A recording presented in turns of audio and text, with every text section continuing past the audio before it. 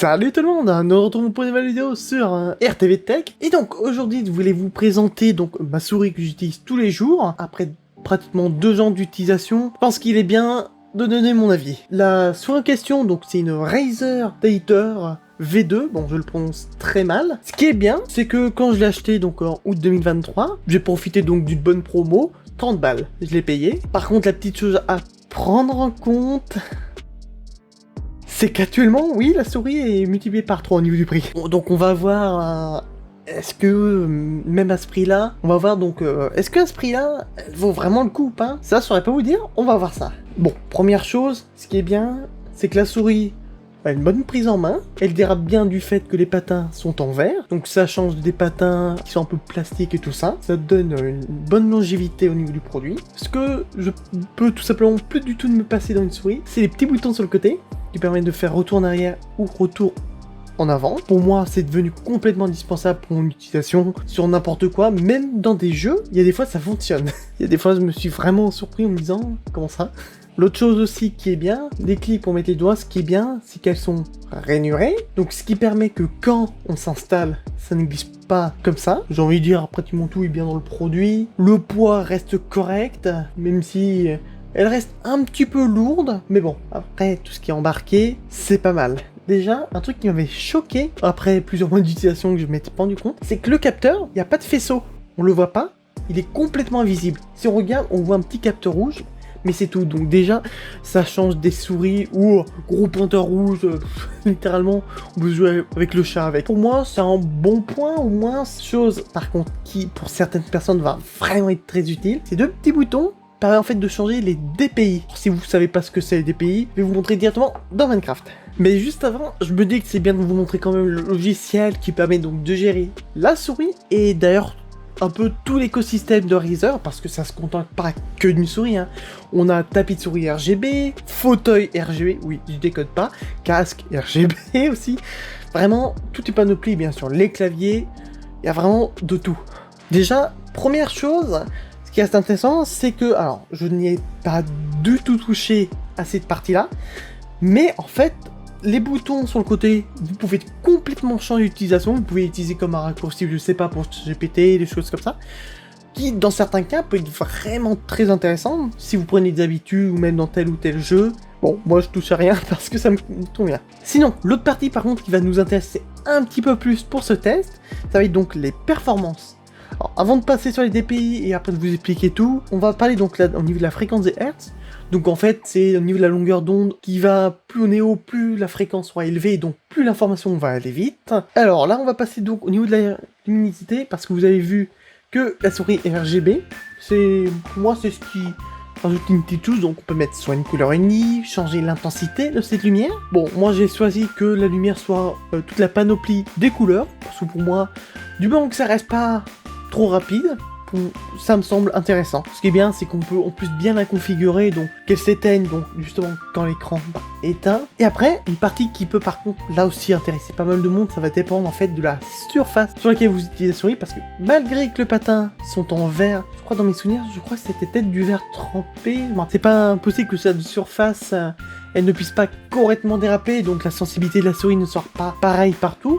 Donc ce qui est bien, c'est que les capteurs qui sont embarqués avec le logiciel, vous pouvez faire donc un peu une analyse un peu donc de la matière, de la surface et comment c'est, pour que ça optimise au mieux la sensibilité. Et sinon, pour revenir au niveau des DPI, un petit démon que j'ai vu qu'ils ont dû changer au niveau des mises à jour, c'est qu'il y a à peu près quoi, 1 an et demi, là les DPI c'est de 50 à 50. Ce qui m'embête, c'est qu'à l'origine on pouvait modifier à 1 DPI près. Donc maintenant qu'ils sont passés à 50, alors je pense qu'ils ont dû faire ça du fait que entre 1 et 50, il n'y a pratiquement aucune différence, qui serait normale pour éviter de s'embêter avec des petits chiffres. Donc moi généralement je suis à 3000 DPI, donc vous voyez ma souris actuellement.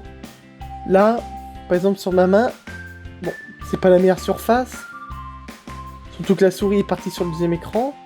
Et voilà, vous la voyez bouger, voilà. Et on peut monter jusqu'à 20 000 DPI. Alors, ils ont d'autres gammes, si je m'appelle bien, le niveau des V Pro carrément. Je crois que si je m'appelle bien, ça peut monter jusqu'à 24 000.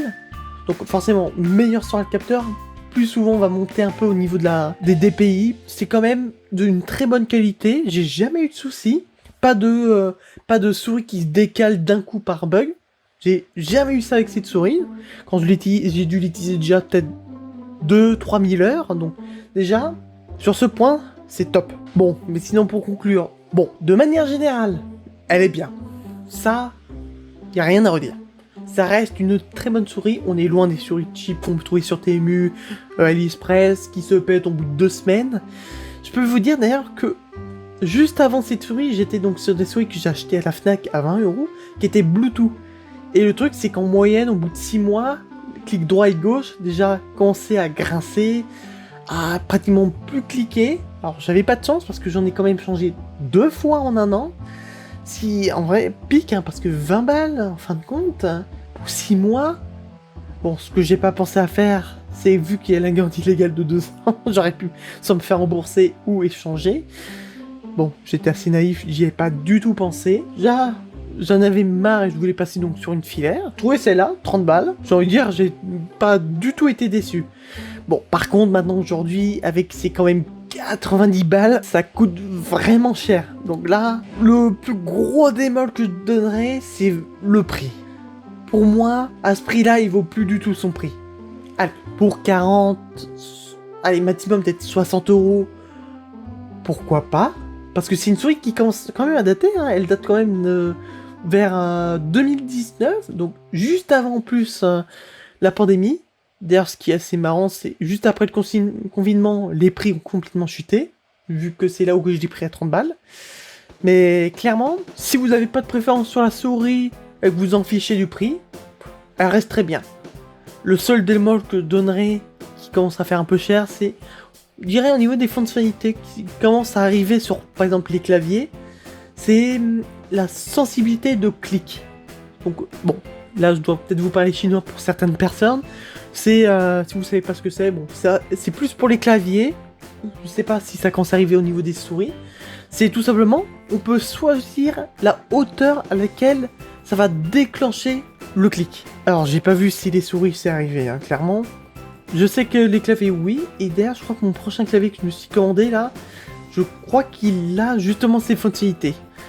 D'ailleurs, je vous le présenterai hein, sur la chaîne, mais je peux vous dire qu'il m'a coûté une couille. Mais bon, je voulais partir sur une souris qui était... un clavier vraiment de qualité, mais bon. Je vous le présenterai plus tard. D'ailleurs, je vous présenterai aussi mon clavier à 30 balles, qui, en vrai, mine de rien, est pas mal. pour ce que c'est pas mal. Mais sinon, résumé, si vous avez 90 boules à dépenser, allez-y, le lien est en description, n'hésitez pas à passer derrière par mon lien affilié. Ça me soutient, je touche une commission de 3% hors taxe, hein, bien entendu, hein. Je préfère être transparent avec vous. Ça soutient énormément, ça reste pas grand chose, mais pour de vrai, ça soutient énormément. Et sinon, comme d'hab, si vous aimez mes vidéos, n'hésitez pas à vous abonner, un like, ça permet de référencer donc notamment la vidéo. Si vous êtes sur téléphone, n'hésitez pas à booster la vidéo. Tout le monde n'a pas encore ces fonctionnalités, elles commencent à être déployées. N'hésitez pas, pareil, ça soutient énormément. Et puis voilà, allez, sur ce, on se retrouve très bientôt pour de nouvelles vidéos. Et la prochaine, ça sera potentiellement soit sur mon clavier, soit sur un ordi qu'on va ouvrir. Allez, à plus.